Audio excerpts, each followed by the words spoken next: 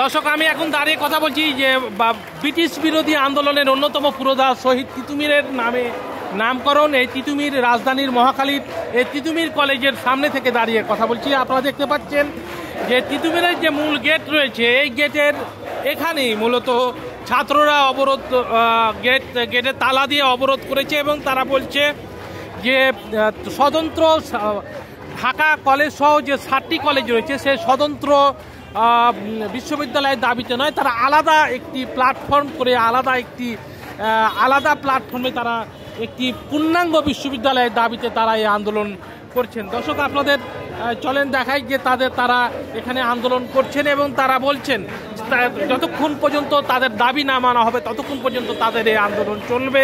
আমরা আমাদের এই যে আন্দোলনটা আগের আন্দোলনের কথা বলছি না, মানে বর্তমানে যে গতকালকের যে আন্দোলনটা, এই আন্দোলনটা কিন্তু গতকালকে শুরু হয়নি, এটা অনেক দিন ধরে চলে আসছে। ঠিক ততদিন আগ থেকে যতদিন না পর্যন্ত ওই সেন্ট্রাল ইউনিভার্সিটির কথা উঠেও নাই, তখন থেকেই কিন্তু আমরা তিতুমীর বিশ্ববিদ্যালয় করতে চাচ্ছি। এই 7 কলেজ থেকে আমরা বের হয়ে এসে তিতুমীর বিশ্ববিদ্যালয় করতে চাওয়ার একটি প্রধান কারণ হচ্ছে আমরা আসলে অনুষদভুক্ত হয়ে থাকতে চাই না।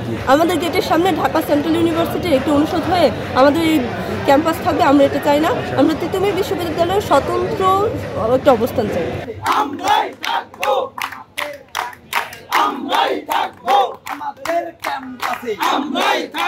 সব দিক দিয়ে ফেসিলিটি আছে, কারণ আমরা যদি আমাদের ক্যাম্পাসের দিকে যাই, ইউজিসি থেকে একটা ভার্সিটি অনুমতি মতো 5 একর জমি লাগে, আমাদের 11 একর আছে এবং আশেপাশে আমাদের কলেজের পিছনে রাজুকের জমিটা আছে, এটা তো অনেকটা জমি আমাদের। এবং যদি আশেপাশে জায়গা যেন সরকারি জমি আছে এগুলো যদি অধিগ্রহণ করে তাহলে আমাদের প্রায় 43 একর ভূমি হবে, যা একটা পাবলিক ভার্সিটি হওয়ার মতো। এবং আমাদের পর্যাপ্ত পরিমাণ আবাসন সুবিধা আছে, 5টা হল আছে, আমাদের যে ট্রান্সপোর্ট সুবিধা বললে আমাদের 9টা বাস আছে।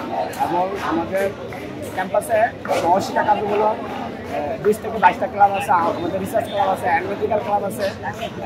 একটু মিলিয়ে আমরা মনে করি যে আমরা তুমি ভার্সিটি করার যোগ্য এবং রাষ্ট্রপক্ষ এই বিষয়টা ভেবে থাকবে এবং আমরা আশা করি যে রাষ্ট্রপক্ষ আমাদেরকে সমর্থন করে আমাদেরকে একটা বিশ্ববিদ্যালয় কমিশন গঠন করে দিবে।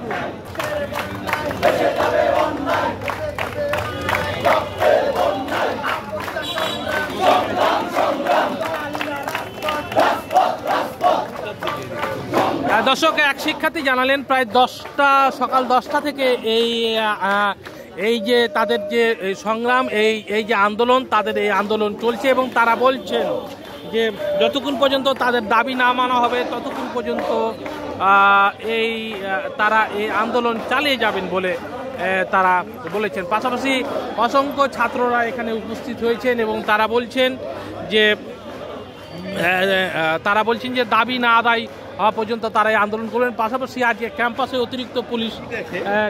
অতিরিক্ত পুলিশ মোতায়েন করা হয়েছে এবং দেখছেন এলো খবরের কাগজ, নিখাত, নির্ভীক, নিরপেক্ষ।